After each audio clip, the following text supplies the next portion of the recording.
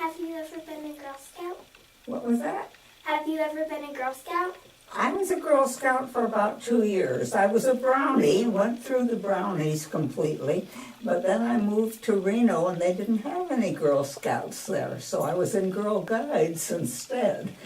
So I was in Girl Scouts for a couple of years when I came to Baltimore. When did you know that you wanted to be an astronomer? I decided quite early. Between 5th and 6th grade, I organized my friends into a little astronomy club, and we met once a week during the summer to study the constellations. By the time I was in 7th grade, I was sure that that was what I wanted to do. What did your parents think about your interest in astronomy? My mother was a bit skeptical, but they both were supportive. My father was a scientist, and I think maybe he was rather happy that I was going into a science. Wait, Rosie, I'm going to interrupt. Was your father worried at all about you going into science? I don't think so. Nope, so he didn't think anything about you being a girl? Well, he didn't give me any indication that he did. Mother claims that she was not opposed, but she certainly let me know that she was questioned it.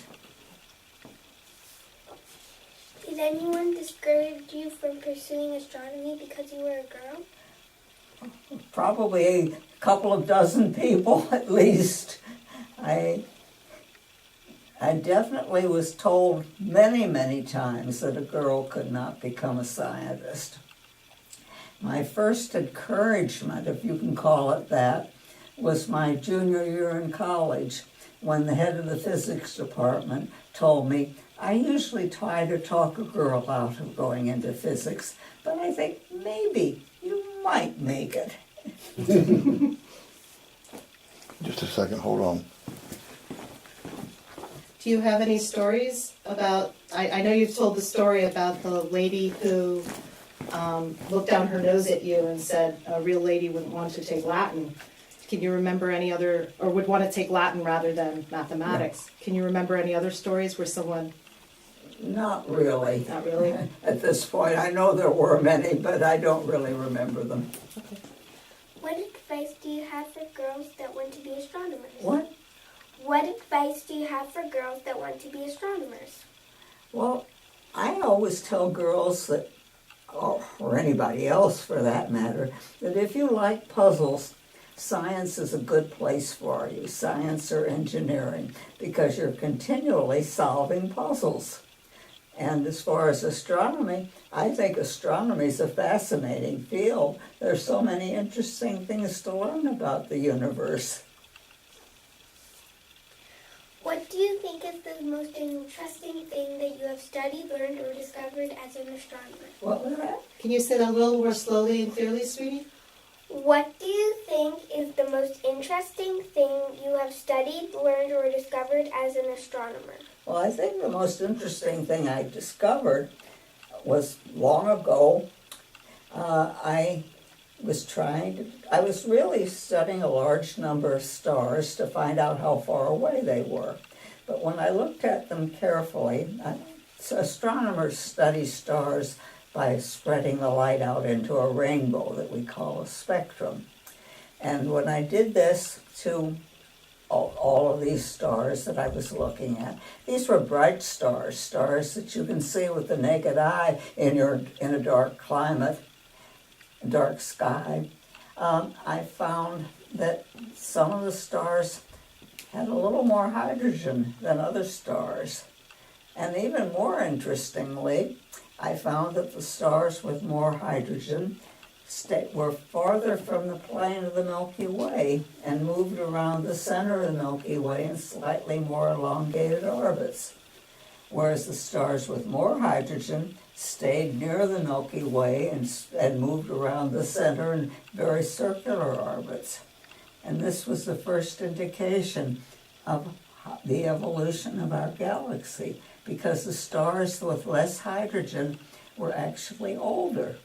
All the hydrogen is made in stars, and so when the older stars the younger stars were made out of material that had been in stars before and used up the hydrogen, made other elements from it. What do you think is the most interesting thing happening in astronomy now? Interesting. Well, I think the most interesting recent discovery in astronomy is the discovery of dark energy. We thought that the universe, expansion of the universe would slow down because of gravity. And instead we find that it's speeding up. And when we look very carefully, we find that of the energy in the universe, about 3/4 of it is energy that we have no idea of what it is. We can't see it. Only thing we can recognize is that it's causing the expansion of the universe to speed up. We also know from recent experience that about maybe 20% or 22% of the matter in the universe is matter that we can't see. All we can see is that it has an effect of gravity. So only about 5% of the energy and matter in the universe is matter that we're used to. You and me in this chair, and everything we can see or feel is only a little bit of the universe, and I think that's an exciting thing that we've learned. Did you have any more questions for Professor Robin? No? Can I ask a few questions for Professor Robin, even though I'm off stage? Because we're recording. I'm curious, when you decided to go to graduate school, did you encounter any obstacles? So you decided you were in your undergraduate career, you had a professor when you were a junior who said, I think you can make it as a physicist, it sounds like. Did that person help you apply for graduate school? No, my astronomy professor helped me to a little, but actually it turned out that he was more of a hindrance than a help in a way that he didn't expect, and neither did I.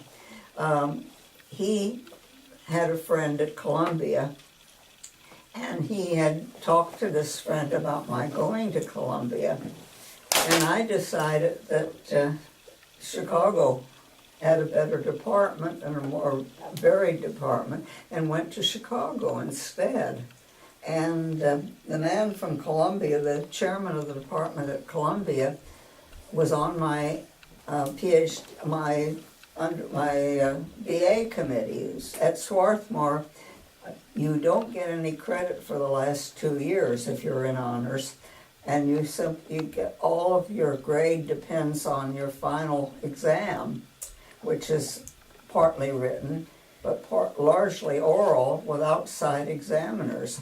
And so he was one of the oral examiners, and he was angry with me, and as a result, I was told later that I should have gotten high honors, but I didn't because of him. Oh my, that seems a little unfair, but I guess that's... It hasn't made a lot of difference, but it made a difference at the time. Were there other female students at the University of Chicago when you went to graduate school there? There was usually one more. There was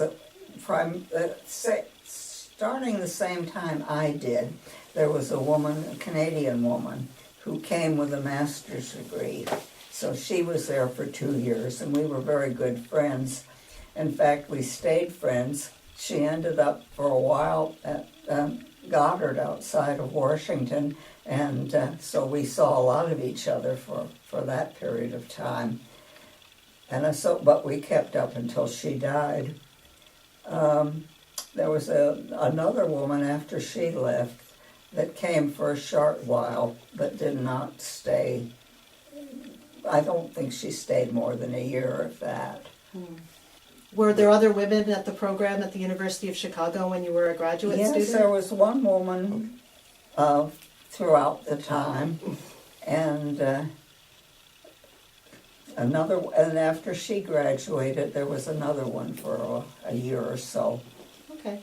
Did you ever feel like you were being discriminated against in the program, or that you had to prove something, or? I didn't feel discriminated against in graduate school, no.